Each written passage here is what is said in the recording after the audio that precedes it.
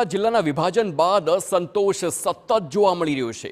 કાંકરેજ તાલુકાને બનાસકાંઠામાં રાખવાની માંગ સતત થઈ રહી છે।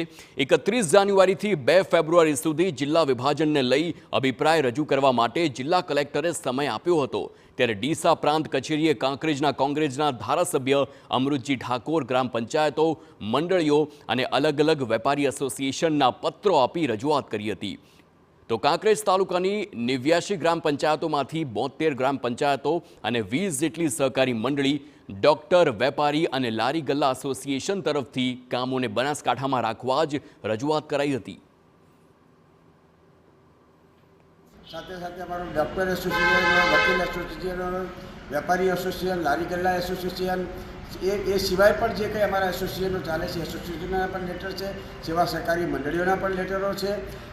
તાલુકાની અંદર ગ્રામ પંચાયતોના જ અમે લેટર એટલા માટે લીધા છે કે ત્યાંની લોકલ ગામની અંદર બેસી અને સભા કરીને નક્કી કરે અને એ જ રીતે તમામ પંચાયતના સરપંચોએ ગામમાં બેસી સભા કરીને નક્કી કર્યું છે કે ભાઈ અમારે કાંકરેજ તાલુકાને બનાસકાંઠા જિલ્લામાં યથાવત રાખવામાં આવે।